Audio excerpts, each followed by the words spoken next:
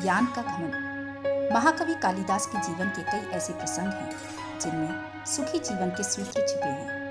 ऐसे ही एक सुंदर प्रसंग के अनुसार एक बार महाकवि कालिदास किसी रास्ते से होकर जा रहे थे। चलते चलते रास्ते में उन्हें प्यास लगी तो इधर उधर तलाशने पर गांव के कुएं पर एक महिला पानी भरते हुए दिखाई दी।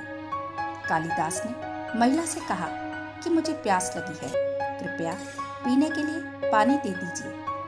महिला ने कहा कि मैंने इससे पहले आपको यहाँ कभी नहीं देखा, मैं आपको नहीं जानती, कृपया अपना परिचय दीजिए, इसके बाद मैं आपको पानी दे दूंगी। कालिदास ने कहा कि मैं एक मेहमान हूँ। महिला बोली कि आप मेहमान कैसे हो सकते हैं? संसार में दो ही तो मेहमान हैं, एक धन और दूसरा यौवन। इस बात को सुनकर कालिदास हैरान हो गए। उन्होंने कहा कि मैं सहनशील हूँ। महिला बोली कि आप सहनशील नहीं हैं। इस संसार में सिर्फ दो ही सहनशील हैं, एक ये धरती जो पापी और पुण्यात्माओं का बोझ उठाती है, हमें खाने के लिए अनाज देती है।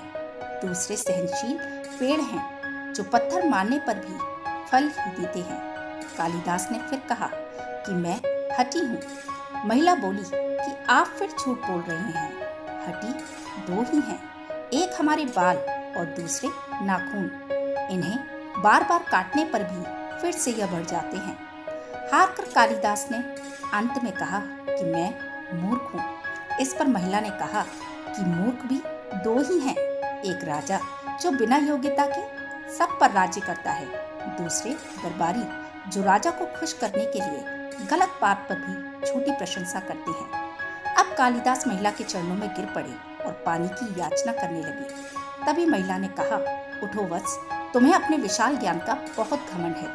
कालिदास ने ऊपर देखा तो वहाँ देवी सरस्वती खड़ी थी। देवी ने कहा कि शिक्षा से ज्ञान मिलता है, न कि घमंड। जो व्यक्ति जितना ज्यादा ज्ञानी होता है उसका स्वभाव उतना ही सरल होता है। तुम्हें अपने ज्ञान का घमंड हो गया था, इसलिए उसी घमंड को तोड़ने के लिए मुझे ये सब करना पड़ा। कालिदास जी समझ गए कि उन्होंने जो किया वह गलत था। उन्होंने देवी से दोनों हाथ जोड़कर क्षमा याचना की। देवी प्रसन्न होकर अंतर्ध्यान हो गई और कालिदास भी वहां से पानी पीकर आगे बढ़ गए और इसके बाद ही उन्होंने अपने ज्ञान का घमंड त्याग दिया।